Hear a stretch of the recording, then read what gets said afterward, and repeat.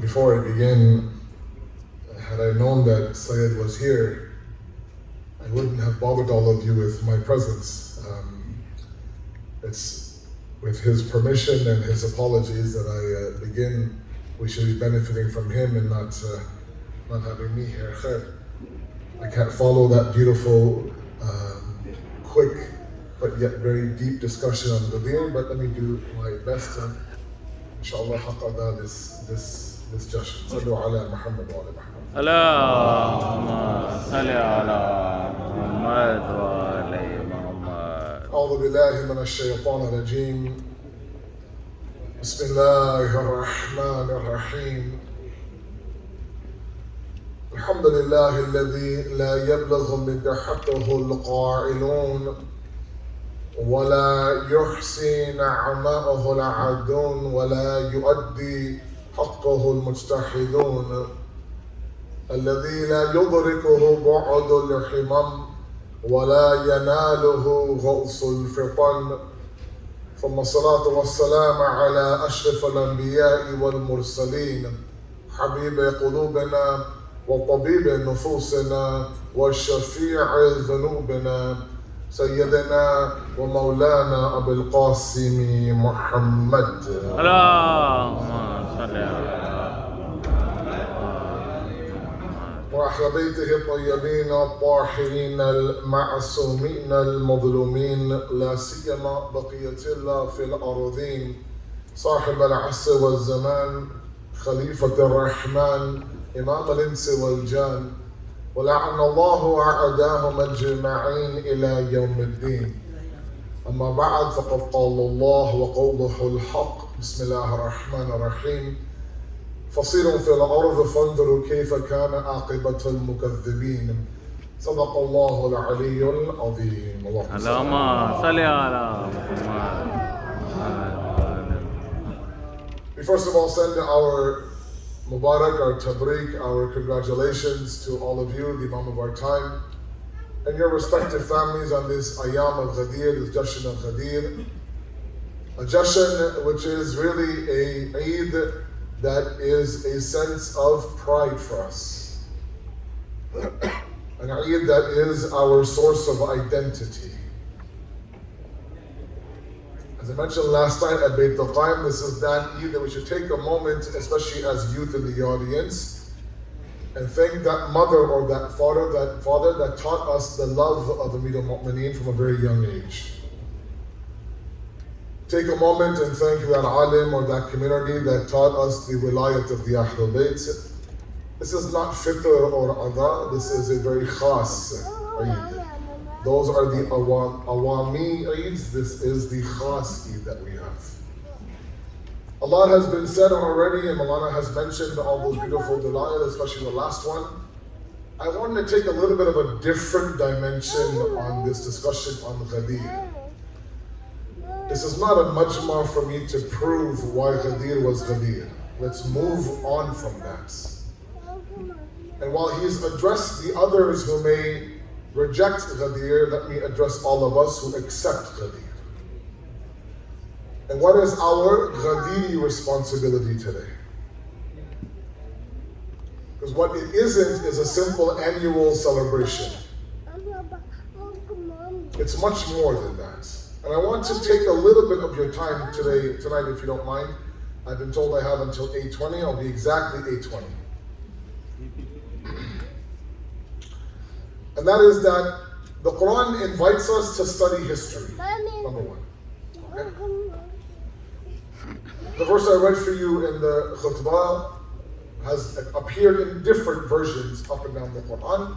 Allah says, travel the earth, walk the land. Fasilu fil ard. Observe, open your eyes. Towards what? كَيْفَ كَانَ عَاقِبَةُ الْمُكَذِّبِينَ. What is the ending of those who have denied Allah? An invitation to what? To study history.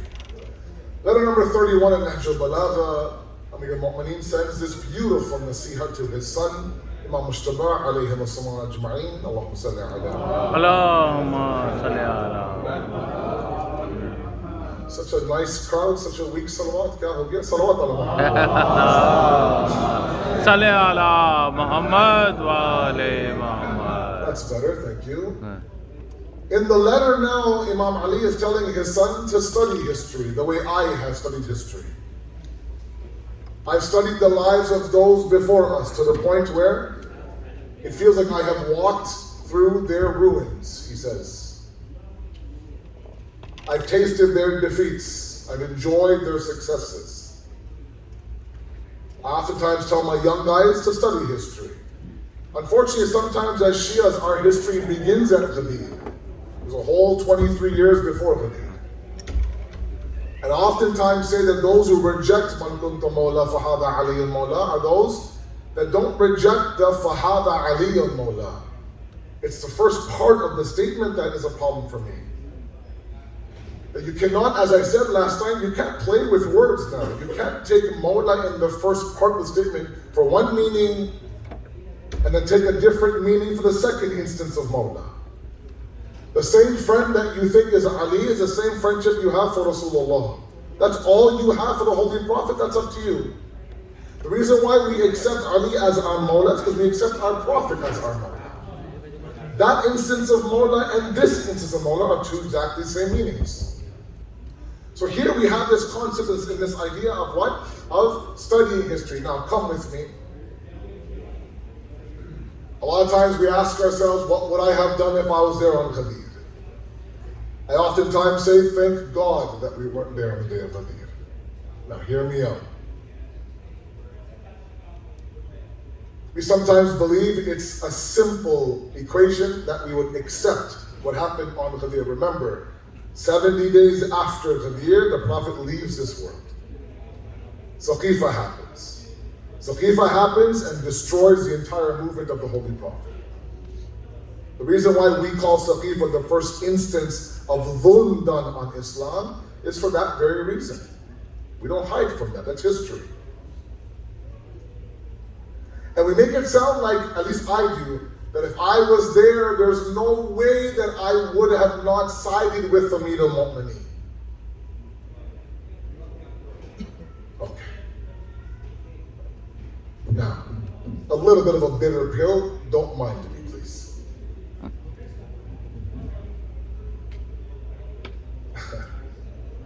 Should be okay, inshallah. All right. On one side, you have Amir al-Mu'mineen, 33 years old, 32 years old. Reports say 5'10" in his height. He would eat what? Dried bread. Tie his shoes with laces. A young individual. On the other side, you have the first Khalifa. Older, white beard perhaps, maybe a cane, maybe an abba like mine, maybe a turban like Sayyid's. And in front of you is a choice. Which one should represent the deen after the Holy Prophet? At a time where how you looked made all the difference in the world. The only issue they had with Amir al-Mu'mineen was his age. And we think for a second that I think that my deen and my faith is so yaqeen, is so strong, that I would not side with the majority and the handful of people, I would say labbaik to Amir al-Mu'mineen. Same holds true for the day of Ashura. We're only, 12 days away from the month of Muharram beginning. A lot of people had their chances to say labbaik to Imam Hussein. There'd be people who would avoid Imam Hussein in the streets of Medina, cross the road when he came, avoid eye contact, would offer their swords and their horses but not their own lives for Hussein. And we think that's blasphemy. How dare you? How could you? Instead, we might think to ourselves, if I was there on Gadeer, I'd be in line, I would place my hand in the hand of Ali, I would give bay'at, I would promise him that I'm going to tread your path. I'm going to tread your path. I'm going to be one of your true Shias. And that's fine if we believe Gadeer to be a historical event. But oftentimes I hear in Urdu poetry, Aaj bhi Gadeer zinda hai, as you say in your Urdu poetry. How do we make Gadeer alive inside of us? And Sayyid already mentioned that, and I just want to build on that a little bit, that man kuntu mawla fahada aliyun mawla, and that historical statement at that moment 1400 years ago was there. And that's what we're here to celebrate. But if we want to make Gadeer zinda and alive today, we must adopt man kuntu mawla fahada mahdiyun mawla. It's a very important statement, and I'm so thankful towards Allah that He mentioned this statement, and him and I didn't coordinate these speeches. That Gadeer today, if it's alive because we have to now renew our bay'at to the Mawla of our time. Be in line and place our hand in the hand of Imam Zamana said, Bakhin today. So now you have to ask yourself, I have to ask myself on the day of Gadeer, what would I have done with Ali, I should be doing today with Imam Mahdi. Then we can make what? We can make Gadeer alive again. Okay. Otherwise, there were individuals that you were blown away by the fact that they wouldn't side with Imam Ali. They wouldn't side with Imam Hussein. And you'll think for a second, what's wrong with these people? Why isn't it clear? It wasn't clear back then for them. Well, like it is now for us. Let's not assume that we will make all the right decisions back then. Now we have that knowledge, but now I ask myself a very difficult question. What's stopping me from emulating the path of my Mawla today? Today is the renewal of the bay'at of Imam Mahdi. What is it that he needs from us? Because whoever I am the Mawla of, this Mahdi is the Mawla of. The same statement applies. That what began as a seed on the day of Gadeer, way back when, Imam Mahdi will bring to fruition when he comes, inshallah. We can't have a Gadeeri discussion without the Mawla of our time. We can't claim that Gadeer is alive and zinda and keep it 1400 years ago. We're beyond the denial of Gadeer. We're now in the application of Gadeer. We're beyond the admiration of Gadeer. We're now at the emulation of Gadeer. This is where you and I, our responsibility now increases to carry the flag of Gadeer in an era of flags and flags and flags. Our flag is that of Gadeer. And just like they're shoving different flags down our throat in the month of June, specifically here in this part of the world, we shove the flag of Gadeer down people's throats through our amal and through our bay'at of Imam Mahdi. Sallu ala Muhammad wa ala Muhammad.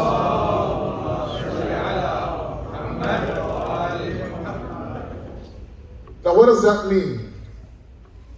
What does it mean now to live Gadeer? What does it mean now to emulate Gadeer? What does it mean now to flag or to wave the flag of Gadeer? Let's discuss this for a moment. There's two different versions or two different outlooks when it comes to our Gadeer. And when I say our Gadeer, same way I say our Ashura and our Hussein. If Imam Hussein had Ahl-e-Bait and Qasim and Ahl-e-Fazl on the day of Ashura to do what he had to do, our Hussein also needs today's Ahl-e-Bait and Qasim and Ahl-e-Fazl to do what he has to do. They stepped up back then, are we going to step up today? It can't be that we just come with a couple of nice furtas and a few lines of poetry and we've done Gadeer its service. I'm sorry. It's not enough. Never was, never will be. There's an amali portion to this. And part of it is the fact that if that Mawla was ghareeb back then, this Mawla is ghareeb today as well.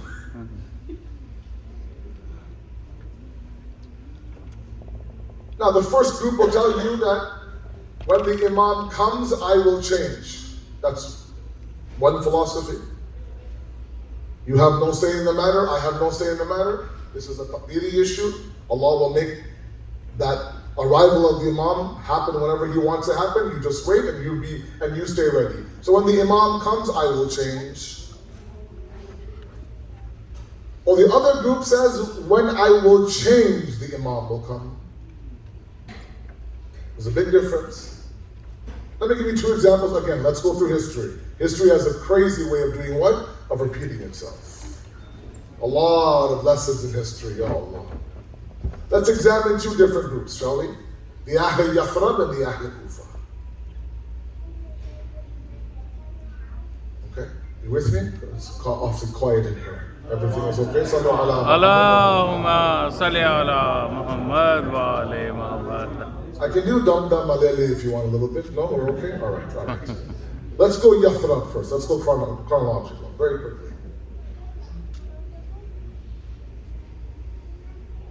The Holy Prophet begins his mission in Mecca, 13 years of difficulty. I'm being very quick here, I'm leaving out details. The heads of the Khazraj and Aus tribe come to the Holy Prophet, say, Ya Rasulullah, we want to end our war in Yathrib. What do? Very simple, accept Islam. Islam is peace, this is your solution. To give you some idea of the kind of people that the Holy Prophet was dealing with, and I'll tie it back to today, I promise, is the fact that these were individuals that were at the age of Jahiliyyah. They weren't Jahil per se, but they lived the life of Jahiliyyah. Barbaric, chaotic, useless life. That lacked any sort of purpose or hadaf or maqsad. One image that, I had a teacher, Asad Muhammadi, he really introduced me to the Holy Prophet in Qum. We had 2 years of tariq with him. I'll never forget his face. Every time he talked about the Prophet of Allah, there'd be tears in his eyes. And I really fell in love with the Holy Prophet through his teachings. He would relate a story to us that still stuck to me now years after I've left Qum. He said that there was a man who belonged to a tribe that would bury their daughters alive. As you know, there was a social norm back then. Not every tribe did it. Not everybody buried their girls alive. But there are certain tribes that did it. Everybody else was quiet. It became a social norm. When a few people do an act that's heinous in its very essence, and the rest of those people are quiet watching this, it becomes a social norm. There are social norms today that are destructive. They continue, everyone else is quiet. That's why they continue. A few tribes would bury their girls alive. This one man waited, and I apologize, it's a little bit of a difficult story to tell, but I have to kind of create that environment a little bit. As you recite salawat, if you don't mind moving a little bit forward so people in the back can sit, please, with one loud salawat.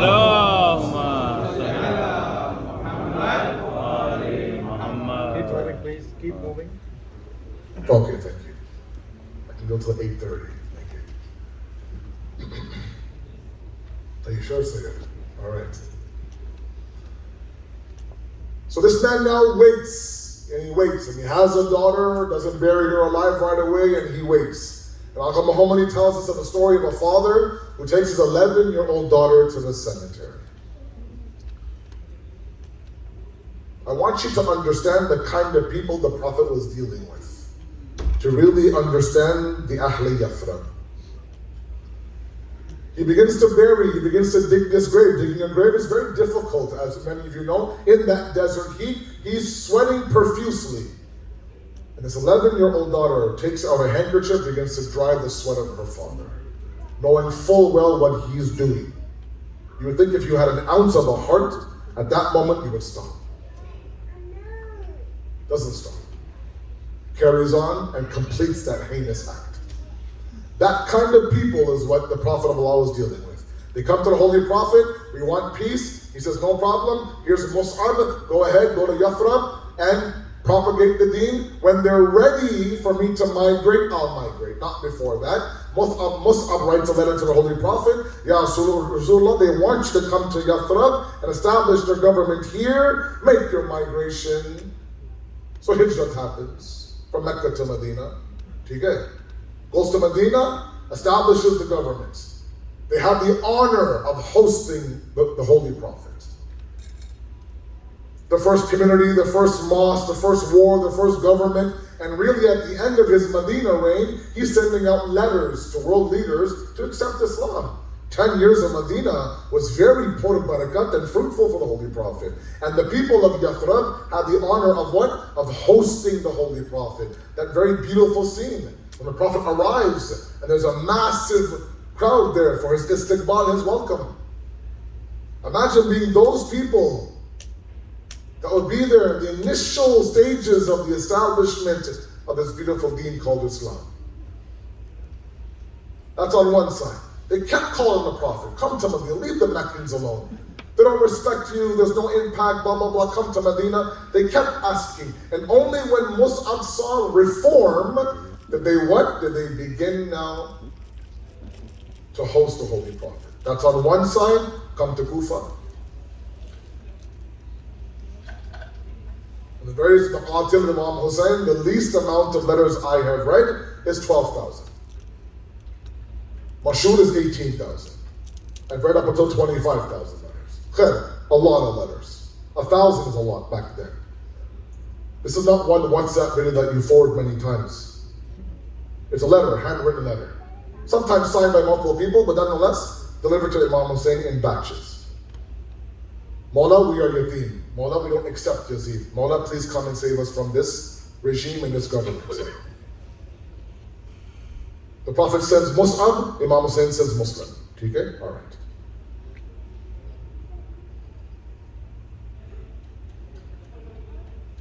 When Yazid got word of this, and you know the history better than I do, and I'm sorry for repeating this, he removed Ibn Bashir as the governor of Kufa and he places Ibn Ziyad in his place. Okay. Why? Ibn Ziyad was a cruel man. He knew the Kufans. He told Yazid, I'm going to go, I don't need an army, I don't even need a sword. I'm going to enter Kufa, they won't even touch me. They won't touch me. These are Kufans. I know how to get to them. Muslim arrives, and thousands upon thousands upon thousands give bay'at to Muslim ibn Aqil. Okay. All the zameen and all the land for a revolution is all now being ready. There's zameen sazi happening for this inqilab inside of Kufa. Ibn Ziyad knows exactly how to squash this. What does he do now? He attacks them and says, look, if you side with Hussein, you'll lose your job, difficult life. This privileged life you live in Kufa will all be gone. But that didn't work. He went towards the women. Tell your sons, tell your husbands, tell your brothers. And Gharib Kufa was just left alone at the very last minute, does many of you know? To the point where he wasn't able to get a letter back to Imam Hussein that don't come to Kufa, they're not ready for you. Mus'ab sent a letter to the Holy Prophet, they're ready for you, make that migration. And initially Muslim did as well. But he had to now write one more letter and he couldn't do it. Otherwise they could have had the honor of hosting Imam Hussein. History would have changed. The difference was one between the Ahl-e-Yathrib and the Ahl-e-Kufa. And the difference was Islah, reform, and change.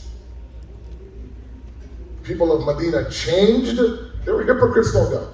Enough change to welcome the Holy Prophet. The people of Kufa ran for their life at a moment of fear.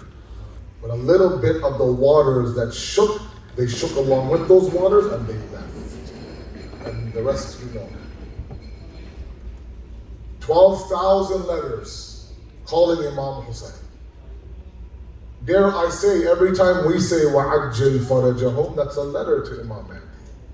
Come. How many times have we said it as a family, as an individual, as a community? We've written thousands of letters to our Imam. This day of Gadeer is a responsibility.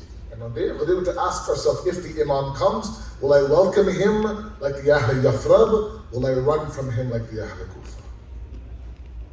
That's the bitterness of our discussion today.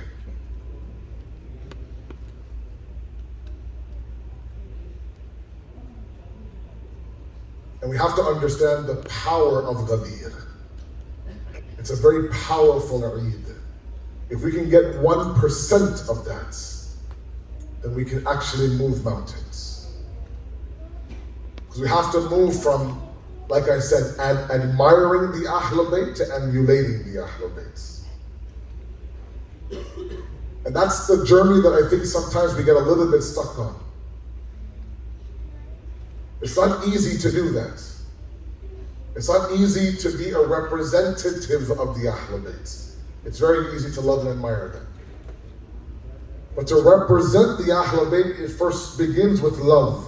And all of you, mashallah, have the love of the Ahl-e-Bait. You wouldn't be here otherwise. That next step has to be taken by people like me, and maybe all of you.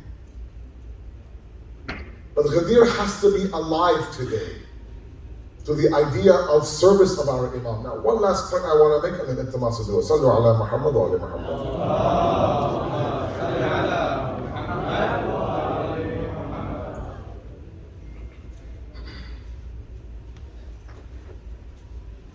The point is very simple. We need to, especially my young guys, where do I start in this emulation?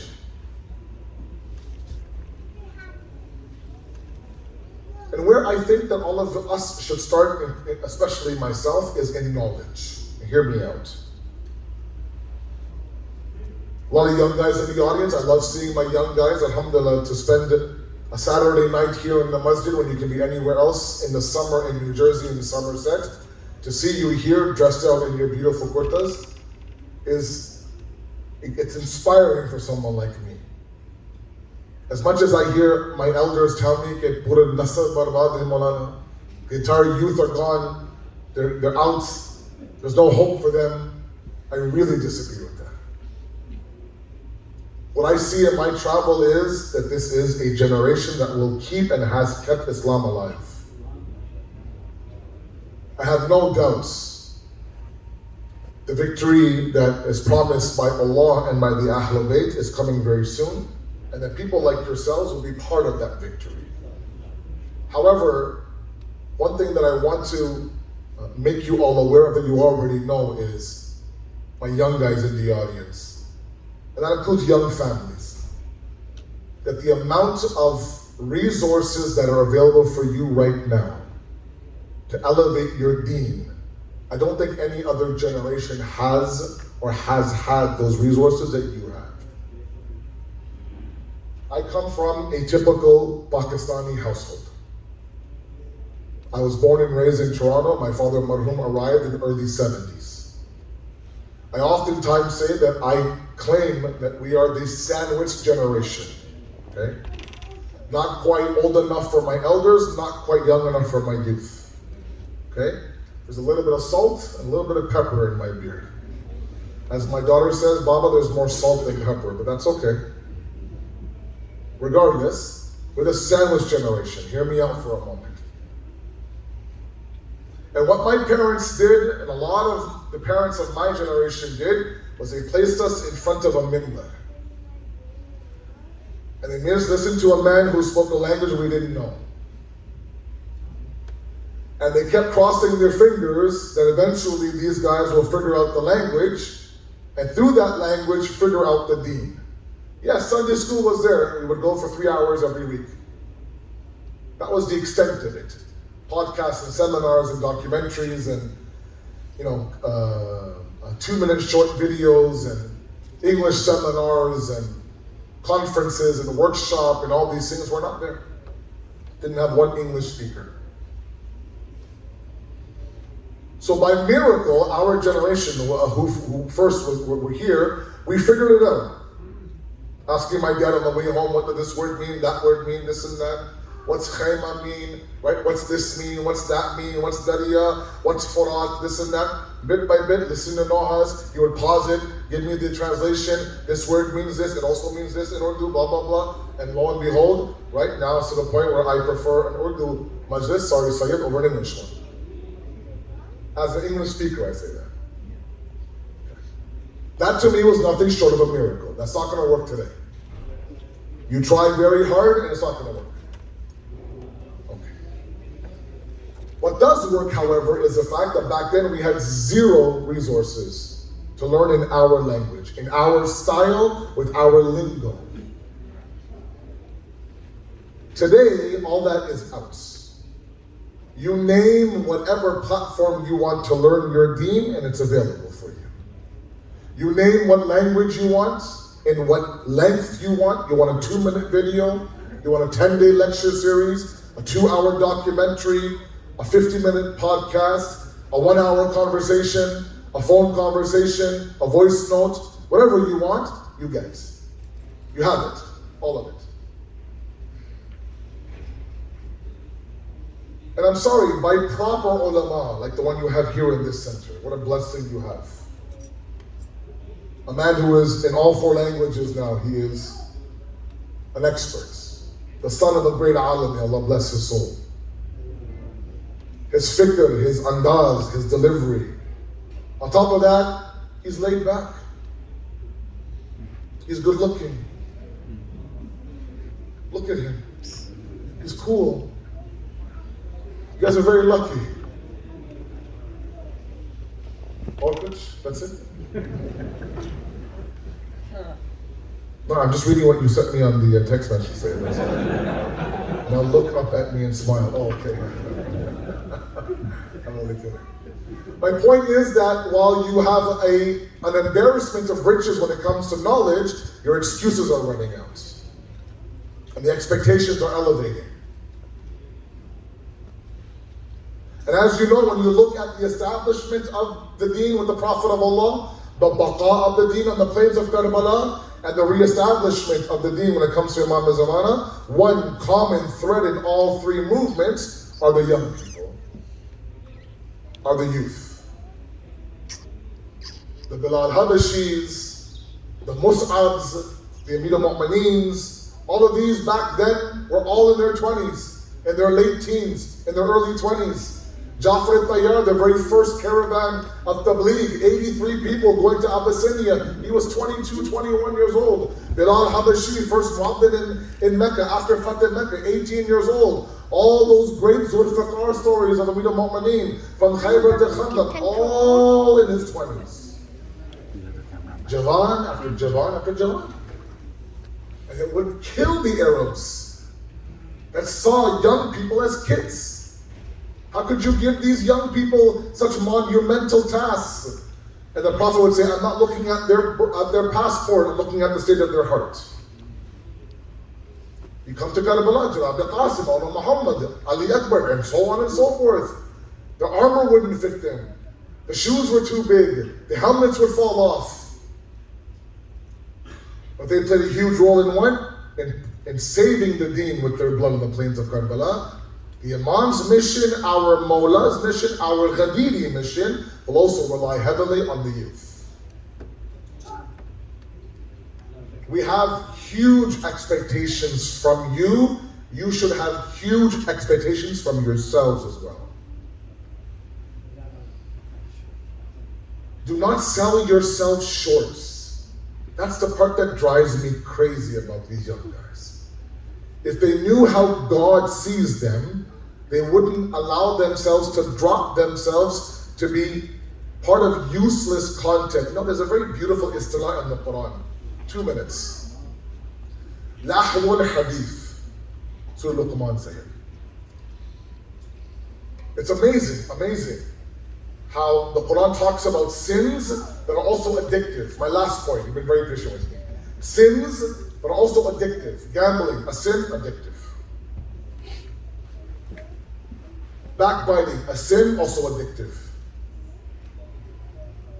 So it's not just not doing it, but fight the addiction first. One of them is lahw al-hadith. And yes, the translation might be vain talk. It's also useless content as well. Is that a fair translation? Back then, 1400 years ago, the Quran says that do not be of those who what? Who fall into useless content. And we have no idea what that meant 1400 years ago. But surely today, in the world of reels and Instagrams, rolling and scrolling, we can understand what useless content means. And the Quran says that's a sin, it's also an addiction as well. And the one thing that this society, I don't mean the US, I mean this globalization, does to our youth, it numbs you to sleep. Just sit there and watch cats eating strawberries and monkeys playing pianos and go crazy. in the world of echo chambers and filter bubbles and algorithms, we can create a whole world just for you. But just don't think about anything beyond that. Live your life in lahw al-hadith, in useless content. Otherwise, if you actually tap into your potential, you can move mountains. That's where we are waiting for all of you to do. And some of you are doing incredible work. We just need a little bit more of you. I'll tell you one hadith by Imam Ali alayhi salatu wa salam. It took me a long time to understand this hadith, a long time. I had to reread it, ask some ulama, and when it made sense to me, I had the aha moment. He says, when you have respect for yourself, you have disdain for your desires. Hazam that, digest that for a while. Respect for yourself increases, your enmity, your dushmani for your own desires decreases. Why? Because you see those desires inside of you, that shahwa inside of you, as a direct enemy of your vision of yourself. I see myself to be very high in the eyes of Allah, in the eyes of myself. I don't want anyone else to sit there and bring me down from that. Look, the biggest dhulm against Imam Hussein, again I apologize, the biggest dhulm against Imam Hussein is not that it was what was done to Imam Hussein. It's the fact that it was done to Imam Hussein. Do you understand that statement? This is the son of Gadeer, the grandson of Mubahila. If anyone ever had the audacity to claim that zulm should not be done on me, it's Imam Hussein. The son of Gadeer, the grandson of Mubahila, should not be denied water. His body should not have been trampled. His women should not have been tied up. It's not so much the fact that he fought a war in the desert. Many did before. His zulm was a maqami zulm. Imam Hussein was this high. The way he was treated this low.